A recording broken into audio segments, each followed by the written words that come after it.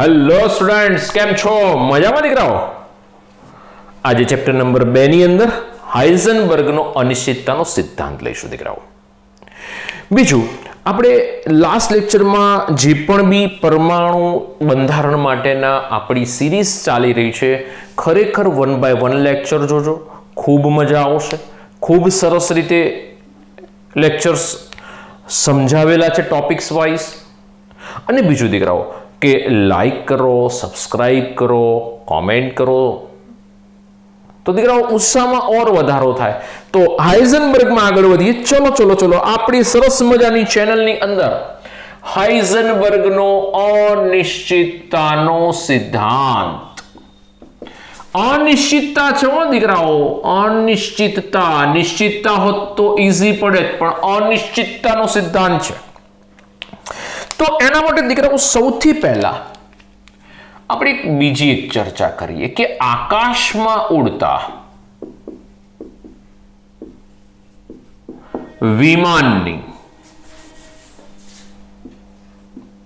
સ્થાન અને વેગ અથવા તો વેગમાન ચોકસાઈપૂર્વક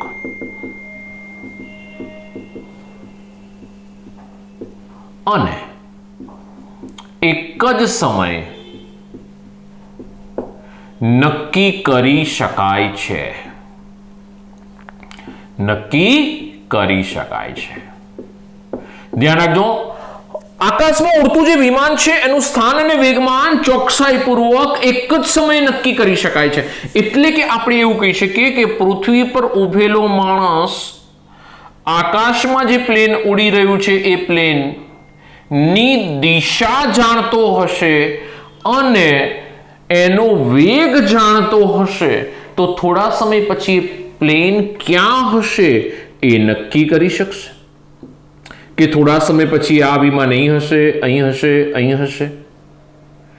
જેના માટે ન્યૂટનના ગતિના નિયમોનો ઉપયોગ કરવામાં આવેલો છે. ન્યૂટનના નિયમો કોના માટે છે? ભારે કણ માટે છે દીકરાઓ. જો પ્લેન માટે વાત કરીએ આપણે, ભારે કણ માટે છે.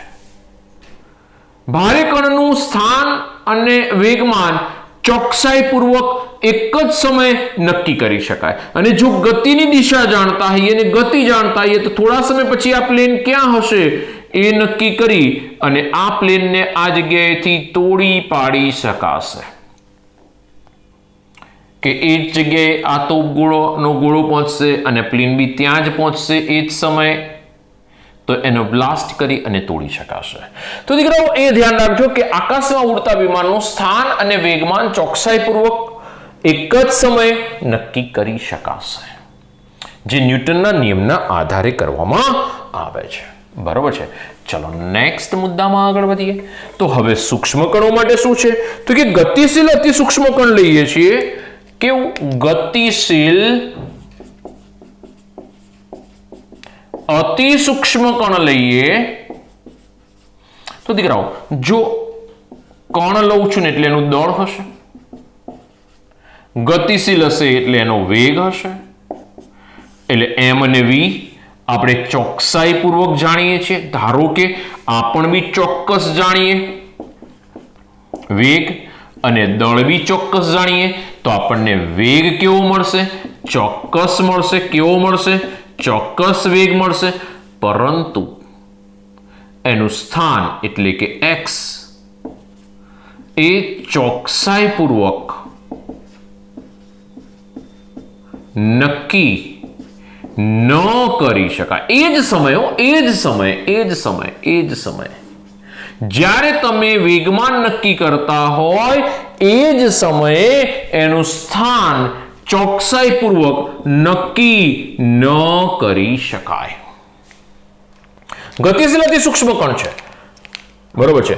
એનું આપણે વેગ જાણતા હોઈએ, એનું દળ જાણતા હોઈએ, એ ચોક્કસ વેગમાન મળી જશે આપણને. આ વેગમાન જાણીએ છીએ એ જ સમયે એનું સ્થાન નક્કી કરવા માટે આગળ વધીએ તો કે એ ચોક્કસાઈપૂર્વક નક્કી કરી શકાતો નથી. તો એના માટે આપણને હાઇઝનબર્ગે અનિશ્ચિતતાનો સિદ્ધાંત આપ્યો. અનિશ્ચિતતાનો સિદ્ધાંત આવો કંઈક છે કે ગતિશીલ, ધ્યાન રાખજો હો, અતિ સૂક્ષ્મ કણનું અવકાશમાં ચોક્કસ સ્થાન અને ચોક્કસ વેગમાન એક જ સમયે નક્કી કરી શકાતા નથી. સ્થાન અને વેગમાન ચોક્કસતાથી એક જ સમયે નક્કી ના થાય. 2 મિનિટ દીકરાઓ, ફોકસ જોઈ લો. શું થશે તો કે બંને એક સાથે નક્કી ના થાય દીકરાઓ, કે અમારે એવું નક્કી કરવું છે કે એનું સ્થાન બી ચોકસાઈથી જોવું છે, એનું વેગમાન બી ચોકસાઈથી જોવું છે, અને એ બી એક જ સમયે એટ એ ટાઈમ, કે અત્યારે હાલના હાલ વેગમાન બી નક્કી કરો અને હાલના હાલ એનું સ્થાન બી જુઓ, તો કે એ ચોકસાઈપૂર્વક નક્કી કરી શકાતા નથી. ના પાડે છે, નક્કી નહીં થઈ શકે. અને એના માટે આપણને સરસ મજાનું એક ફોર્મ્યુલા આપે છે કે delta X into delta P is greater than or equal to h upon 4π. સમજો, વેગ છે આ ડેલ્ટા એક્સ શું છે, આ વેગ મને ચોક્કસ મળ્યો. સમજો, વેગ મને વેગ ચોક્કસ મળ્યો એટલે વેગમાન મને ચોક્કસ મળી ગયું. વેગમાન ચોક્કસ મળી ગયું, વેગમાનમાં અનિશ્ચિતતા એને ડેલ્ટા પી કહેવાય. તો ડેલ્ટા પી શું છે, વેગમાનમાં અનિશ્ચિતતા, અને ડેલ્ટા એક્સ શું છે, સ્થાનમાં અનિશ્ચિતતા. હવે બંને વચ્ચેનો સંબંધ દીકરાઓ જોવા જેવો છે કે સ્થાનની અનિશ્ચિતતા અને વેગમાનની અનિશ્ચિતતા. હું એકને નીચે લઈ લઉં, એકને ઉપર રાખું, તો સંબંધ મને શું મળે છે, delta X is greater than or equal to h upon 4π into delta P. બરોબર છે. તો ડેલ્ટા એક્સ, h બી અચળાંક, પાઈ બી અચળાંક વેલ્યુ છે, એ પણ બી અચળાંક, તો delta x proportional two 1 upon delta પી. જુઓ તમે, આને કહેવામાં આવે સ્થાનની અનિશ્ચિતતા. હવે સમજી શકશો, ડેલ્ટા એક્સ ને શું કહી દઈશું, સ્થાનની અનિશ્ચિતતા.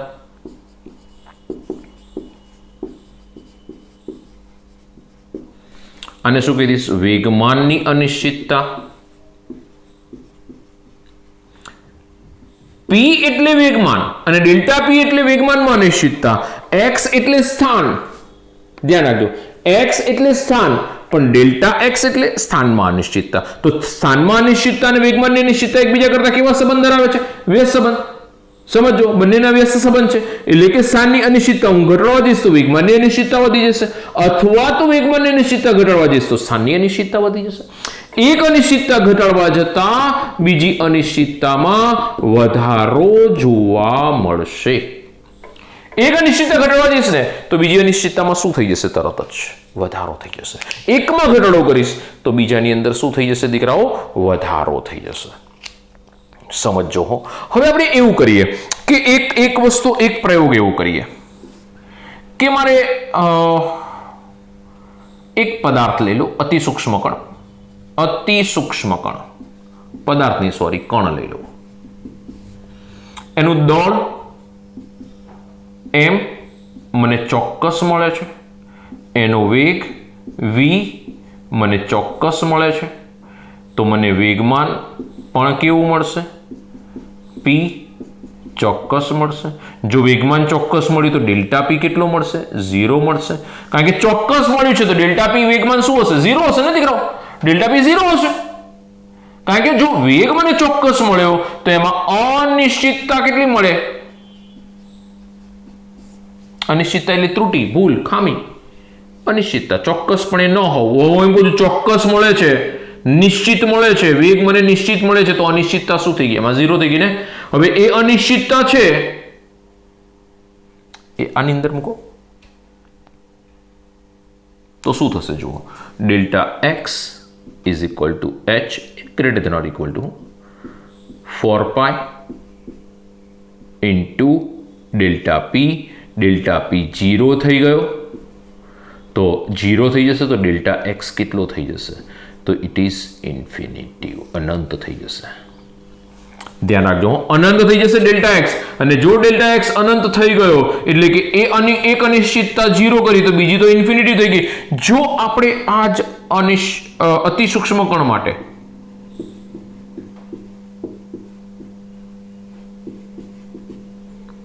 આપણે એમ કહીએ છીએ કે સ્થાન એટલે કે x આપણને ચોક્કસ મળે છે, અને એ સમયે ડેલ્ટા એક્સ એટલે કે સ્થાનમાં અનિશ્ચિતતા, સ્થાન નિશ્ચિત મળે તો સ્થાનમાં અનિશ્ચિતતા શું થઈ જાય?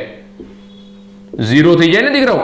હું એમ કહું છું સ્થાન નિશ્ચિત મળ્યું તો આ ચોક્કસ મળે છે, નિશ્ચિત મળે છે, તો અનિશ્ચિતતા શું થઈ ગઈ? 0. ડેલ્ટા એક્સ 0, તો મને ડેલ્ટા પી કેટલો મળે? તો ડેલ્ટા પી મને મળશે ઇન્ફિનિટિવ. એટલે કે એક અનિશ્ચિતતા ઘટાડવા જતા બીજી અનિશ્ચિતતા વધી જાય છે. એક અનિશ્ચિતતા હું શૂન્ય કરું તો બીજી અનિશ્ચિતતા અનંત થઈ જાય છે, ઇન્ફિનિટિવ થઈ જાય છે. તો દીકરાઓ સ્થાનની અનિશ્ચિતતા મેં શૂન્ય કરી તો વેગમાનની અનિશ્ચિતતા શૂન્ય કરી, સ્થાનની અનિશ્ચિતતા અનંત થઈ ગઈ. સ્થાનની અનિશ્ચિતતા શૂન્ય કરી તો વેગમાનની અનિશ્ચિતતા અનંત થઈ ગઈ. સ્થાન નક્કી કરવાનો પ્રયોગ કરીએ છીએ આપણે. સ્થાન નક્કી કરવાનો, ચલો એક ફટાફટ સ્ક્રીનશોટ લઈ લો. ચલો લઈ લીધો. 1 2 3 ઓકે. ચલો આપણે એક પ્રયોગ કરીએ કે જેની અંદર સ્થાનની અનિશ્ચિતતા એટલે કે સ્થાન શોધવાનો પ્રયોગ કરીએ. ચોક્કસપણે ઇલેક્ટ્રોનનું સ્થાન મળે એવો એક પ્રયોગ કરીએ. સમજો હો અહીં આગળ. તો એના માટે એક સૂક્ષ્મદર્શક યંત્ર લઈ લઈએ. ઉપરથી ઇલેક્ટ્રોનને જોઈશું. ઇલેક્ટ્રોન માઇક્રોસ્કોપ, 150 મિલિયન વધુ આવર્તન, 150 લાખ મિલિયન વધારે આવર્તન મળે એટલે મોટી વસ્તુ દેખાય, પણ તો પણ આપણે ઇલેક્ટ્રોનને જોઈ શકતા નથી. આ ઇલેક્ટ્રોનને જોવા માટે આપણે એના પર લેમ્બડા તરંગ લંબાઈ ધરાવતું વિકિરણ આપાત કરવું પડે. શું કરવું પડે? લેમ્બડા તરંગ લંબાઈ ધરાવતું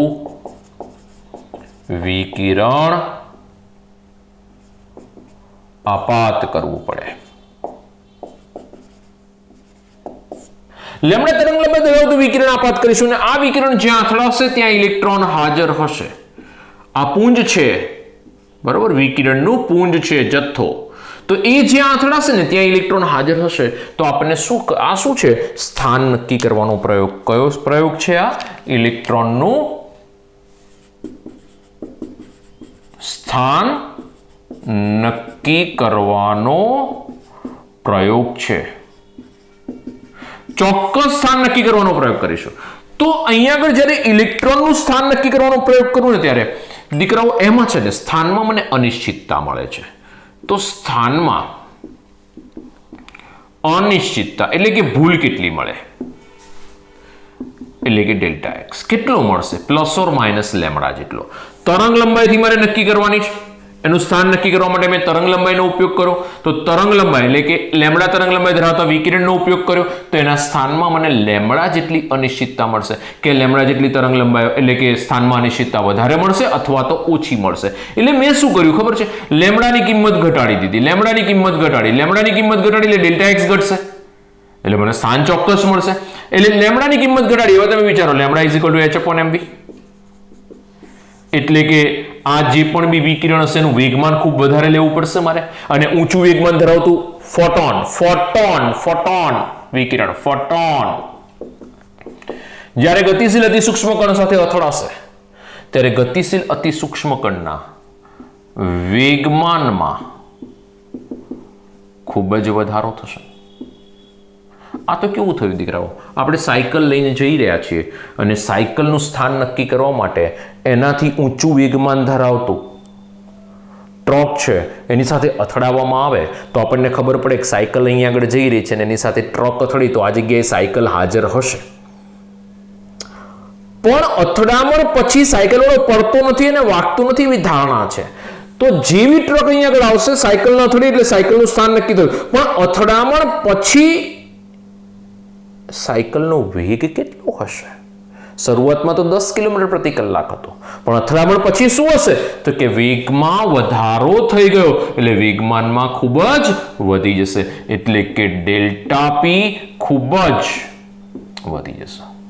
અનિશ્ચિતતા વધી ગઈ, પી વધી ગયો હતો, એના કરતા પી વધી ગયો. ધારો કે 10 કિલોમીટર પ્રતિ કલાકની ઝડપે સાયકલ જતી હતી અને એકદમ થઈ ગઈ 40 કિલોમીટર પ્રતિ કલાક, તો 10 થી 40 થઈ ગયું, તો અનિશ્ચિતતામાં કેટલો વધારો થઈ ગયો? 4 ગણો વધારો થઈ ગયો. 10 થી 40 થી તો 4 ગણો વધારો થઈ ગયો. એટલે વેગમાનમાં અનિશ્ચિતતા ખૂબ જ વધુ જશે દીકરાઓ. સ્થાનની અનિશ્ચિતતા ઘટાડવા કરવાના પ્રયોગમાં વેગમાન. હવે બીજું, આ જ્યારે વિકિરણ અથડાશે ને ત્યારે દીકરાઓ ઇલેક્ટ્રોન આ વિકિરણનું શોષણ કરશે અને નીચી શક્તિ સપાટીમાંથી ઊંચી શક્તિ સપાટીમાં જતો રહેશે, અને એ સમયનો વેગ ખૂબ વધી જશે, અને વેગ વધશે એટલે વેગ વધતા હતો એનાથી વધી જશે, અને વધી જશે એટલે વેગમાનમાં અનિશ્ચિતતા વધશે. વેગમાનમાં અનિશ્ચિતતા, જે વેગમાન હતું એના કરતા વેગમાન વધી જશે ઇલેક્ટ્રોન, અને વેગમાનમાં અનિશ્ચિતતા વધશે, અને વેગમાનની અનિશ્ચિતતા વધતા ડેલ્ટા પી ખૂબ જ વધી ગયો. તો ડેલ્ટા એક્સ ઘટાડવાના પ્રયોગમાં ડેલ્ટા પીમાં તો શું થઈ ગયો? ખૂબ વધારો થઈ ગયો. એવું ને એવું આપણે ઓપોઝિટ પણ વિચારી શકીએ. બરોબર છે? તો ફટાફટ એક સ્ક્રીનશોટ લઈ લો, પછી આગળ વધીએ.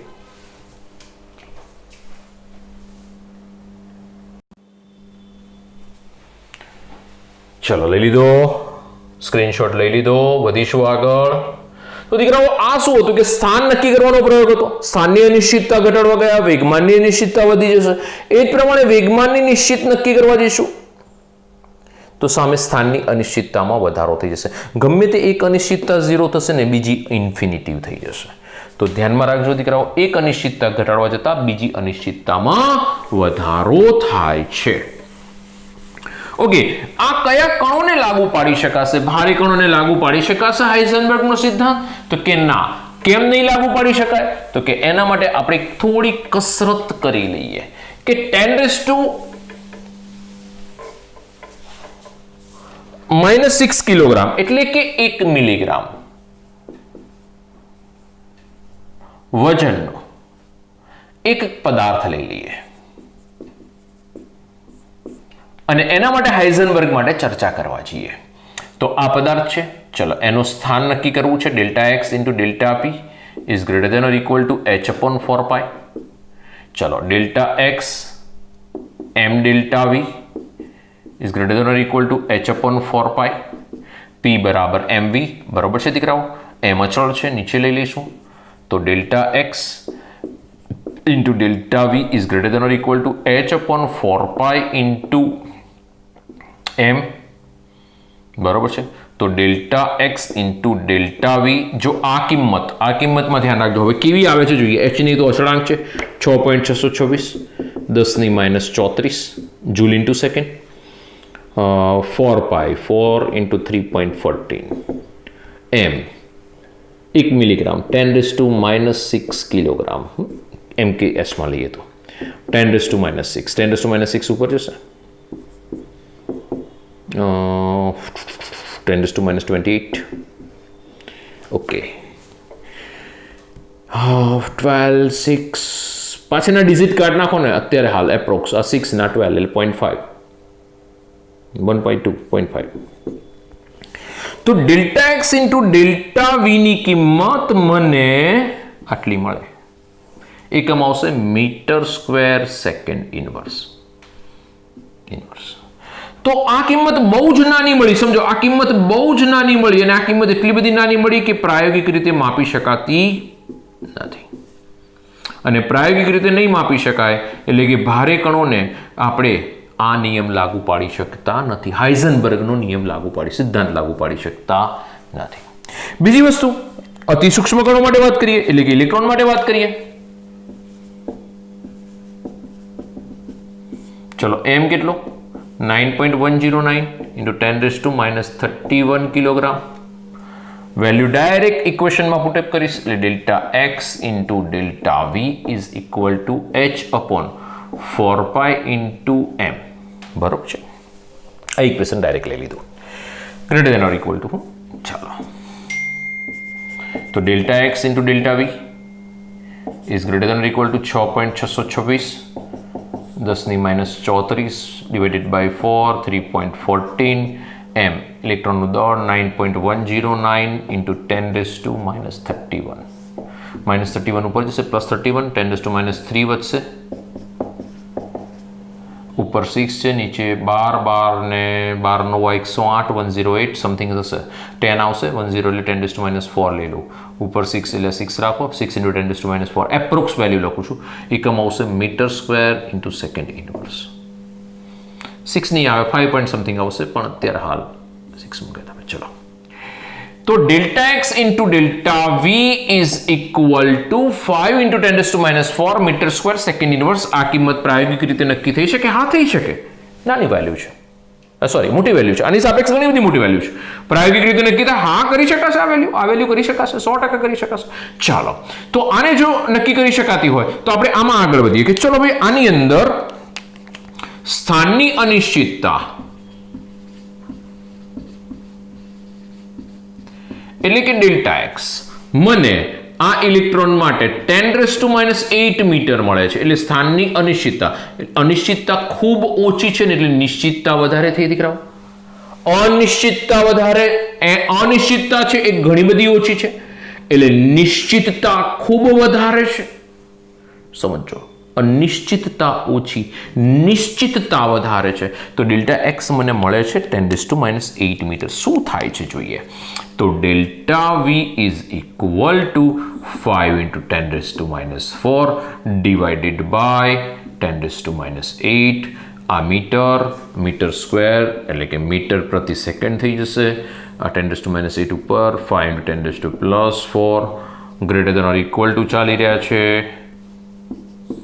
ડેલ્ટા વી ની કિંમત આટલી મોટી મળી મીટર પ્રતિ સેકન્ડ ડેલ્ટા વી ખૂબ જ મોટો મળે છે એટલે કે વેગની અનિશ્ચિતતા ખૂબ જ વધારે મળે છે એક અનિશ્ચિતતા ઘટાડવા ગયા ને આ અનિશ્ચિતતા ઘટાડવા ગયા આ ઓછી છે સામે આ વધી ગઈ જોઈ લો તમારી સામે જ છે બરોબર એક અનિશ્ચિતતા ઘટાડવા જવું છે તો બીજી અનિશ્ચિતતામાં તરત વધારો થઈ જાય છે ભારે કણોને તો લાગુ જ ના પડી શકે કારણ કે આટલી નાની કિંમત એ પ્રાયોગિક રીતે નક્કી નથી કરી શકાતી આની અંદર હલકા કણોને લાગુ પાડી શકાય છે અતિ સૂક્ષ્મ કણોને લાગુ પાડી શકાય છે હા લાગુ પાડી શકાય છે એમાં બી સ્થાનની અનિશ્ચિતતા ઘટાડી તો વેગની અનિશ્ચિતતા વધી ગઈ એટલે એક અનિશ્ચિતતા ઘટાડવા જતા બીજી અનિશ્ચિતતામાં દીકરાઓ વધારો થઈ જાય છે તો આ આપણી પાસે શું થઈ ગયું હાઇઝનબર્ગના નિયમના બે એક્ઝામ્પલ થઈ ગયા બીજી એક નાની ચર્ચા છે ચલો ફટાફટ સ્ક્રીનશોટ લઈ લીધો 1 2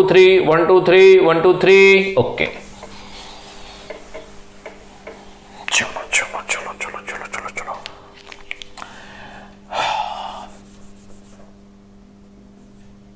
દીકરાઓ આપણે એક પ્રયોગ કરીએ છીએ એક અતિ સૂક્ષ્મ કણ માટે દાખલો ધ્યાન રાખજો સ્થાન અને વેગની અનિશ્ચિતતા સમાન થાય તો વેગ કેટલો થશે ધ્યાન રાખજો અતિ સૂક્ષ્મ કણ માટે સ્થાન અને વેગની અનિશ્ચિતતા સમાન હશે તો એ વખતે વેગ કેટલો હશે ચાલો delta X into delta V is equal to h/4π into m greater than or equal to લખો ઇક્વલ ટુ લખશો તો બી વાંધો નહીં હવે શું કહે છે કે વેગ અને સ્થાન બંનેની અનિશ્ચિતતા સમાન વેગ અને સ્થાનની અનિશ્ચિતતા સમાન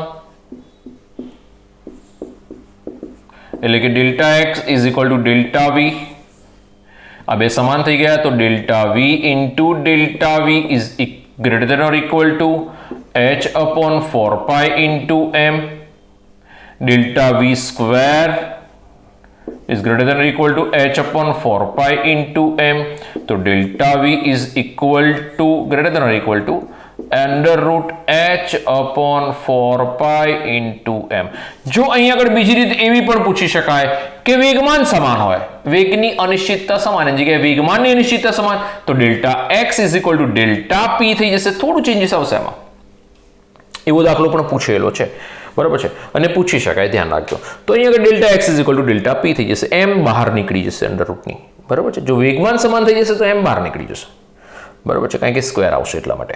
તો એ તમે જાતે કરી શકશો. Delta X is equal delta પી, તો ગણતરી જાતે કરશો. એ વખતે વેગની અનિશ્ચિતતા આપણે કેટલી થશે શોધવાની છે.